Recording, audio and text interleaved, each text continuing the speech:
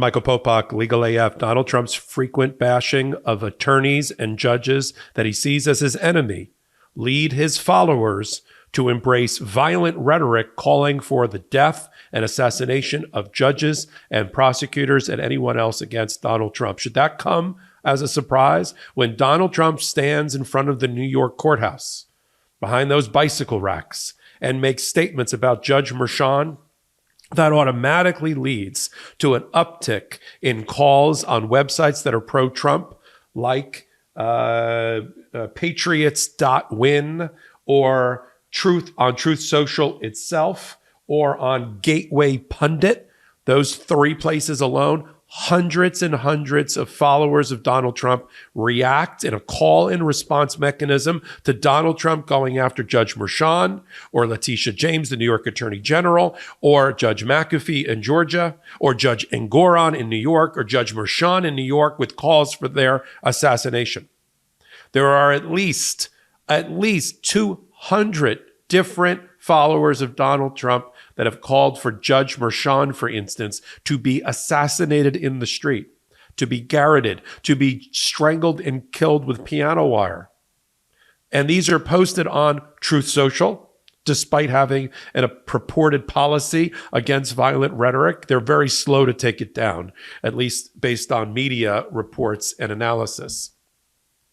Patriots.win is a primary cesspool where Donald Trump's followers not only support the former president, but follow his lead. As soon as he makes a comment, it's almost instantaneous, whether it's on Truth Social itself or on these other subsites, these other dark sites like Patriots.win or Gateway Pundit. They always call for violent rhetoric. Now, what they've learned to do, his followers, is to almost stop short of being investigated for crimes themselves. They're trying to skate along the constitutional protected First Amendment right with actually directing the violence. They're just saying, well, he should be assassinated, a judge. If I'm the New York City Police Department, the Federal Bureau of Investigation, I would look into, and I'm sure they are, all of these alt-right MAGA websites, chat rooms, and Donald Trump's own Truth Social, and hunt down those people and investigate whether they've crossed the line into crimes. We're not talking about thought police here, but even in our liberal society, even in our constitutionally First Amendment protected society, there are limits. Right? You can't call for the assassination of your neighbor because you don't like the fence that they just put up. And you can't respond to Donald Trump's urgings, his violent rhetoric, his fevered pitch, his call to arms by demanding that a federal judge, a state judge, an appellate judge, a juror, family member of a judge, a prosecutor, an FBI agent, or whatever should die. That is the limit. That is beyond the pale. And now look, I know the New York City Police Department and the FBI have their hands full, but they have to track down these things. We can't live in a society where people can get away with it. For instance, more than 150 times at least on one of those websites, there was calls for physical violence against that judge, usually Judge Merchan. So Donald Trump and his spokespeople, like Stephen Chung, like to take the position, well, there's witch hunts going on, and Donald Trump needs to be able to respond to it. But there's blood on Donald Trump's hands, and hopefully not really. If one of these judges, family members, or others, somebody takes him up on this, as analysts have said, in this world of rhetoric, of this world of violent rhetoric, this is exactly the type of language that lands on the ears of lone wolves, and they act. We just had an attempted assassination attempt in Europe this week of one of the leaders of Slovenia, or Slovakia, sorry. And they were pro-Russian, but they had fallen down the rabbit hole of all of the what's online there attacking this particular leader. Same thing here. And for Donald Trump to act like his words don't matter, his words don't have meaning, that there isn't a call and response mechanism going on between him and his followers is just, it's not plausible, and it's a lie. He knows that he can call people to action, that he can give a command and they'll arrive. See Jan 6th. All of those people there were influenced, many of them on the same websites and dark web places that I just identified. Right? Gateway Pundit, and the rest, Patriots.win, which claims to be the community of choice for Donald Trump, self-proclaimed. So we go there, we look there, and what do we see? Every time, without fail, Donald Trump attacks somebody who is prosecuting him rightfully, just doing their job in our system of justice. They are on the receiving end of assassination attacks and attempts, or assassination threats, I should say. Not yet attempts. But law enforcement has got to be mindful of this. I'm sure I'm not telling them something they don't already know and aren't already looking at. Problem is, a lot of these people are masked behind, incognito and anonymous handles on the internet and on social media, and you can't find them. It's very difficult to find them. You'd have to have the cooperation of the service providers and the carriers and the places where these people operate, and then track them down. Hopefully not too late. For those out there that think this is conjecture, this is speculation, this wouldn't happen in America, it happens all the time. It happens all the time.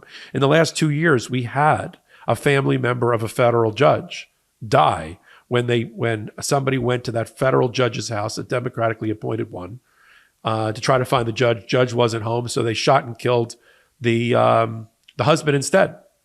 We just had Paul Pelosi 2 years ago, who happened to be home in his own house while his wife Nancy Pelosi was in Washington, answer the door and get hammered in the head and have brain contusions and brain damage at 82 years old. Right? State judges get attacked and even assassinated. Prosecutors die in the line of duty.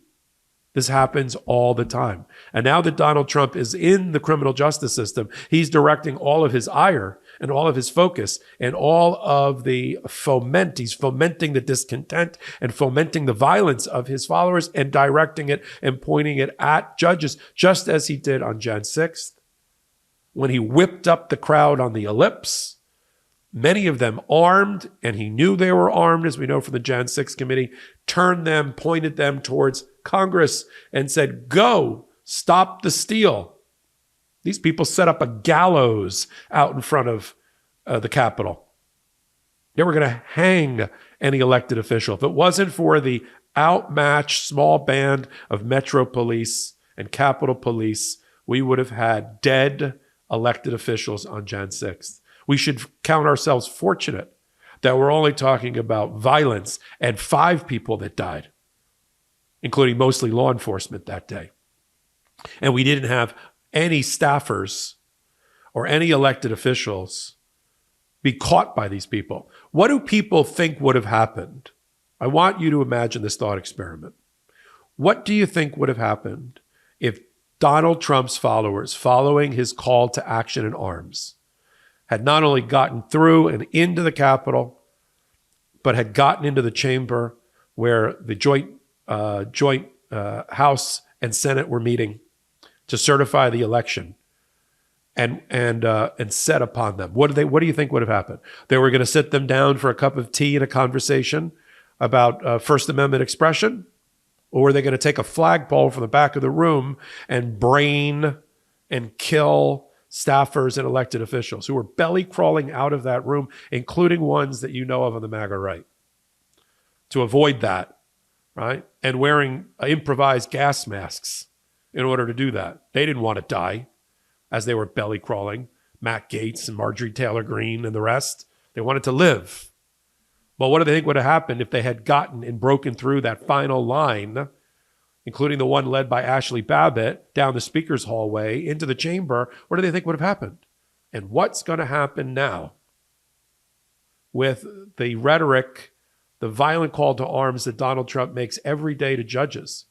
Just substitute judges and their staff and family for the elected officials that were inside the crucible of our democracy on Jan 6th, and you see what could happen. And lone wolves taking up arms, having fallen down the rabbit hole of the web, happens every day.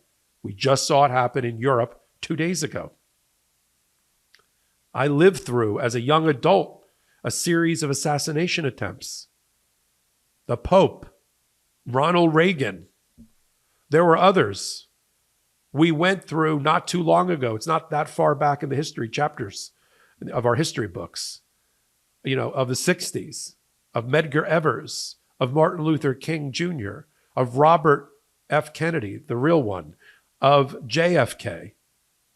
Okay? We had all of that happen in this country. Why don't we think that could happen again?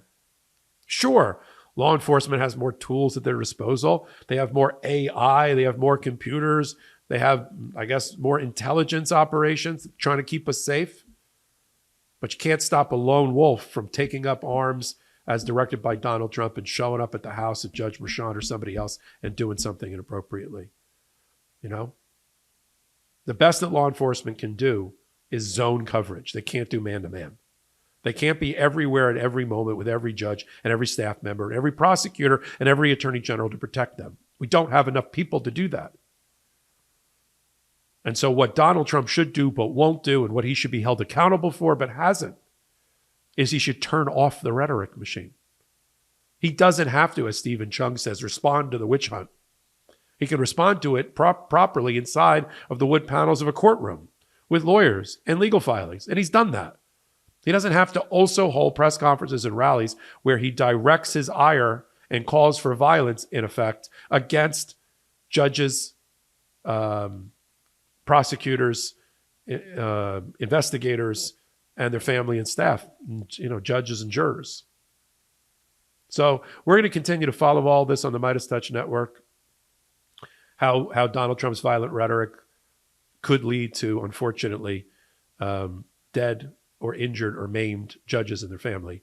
Right here on Legal AF and on the MeidasTouch Network. We cover it on Wednesdays and Saturdays at 8 p.m. Eastern Time on a show we call Legal AF. You can join us and find out why. I think you're starting to get the sense by our content here. You can follow me, Michael Popak, right here. If you like what I'm doing, leave me a comment. Leave me a thumbs up. I'm on a remote location today recording, but I am always here for the MeidasTouch Network and for Legal AF. And then you can slide over and get all my body of work on the MeidasTouch Network YouTube.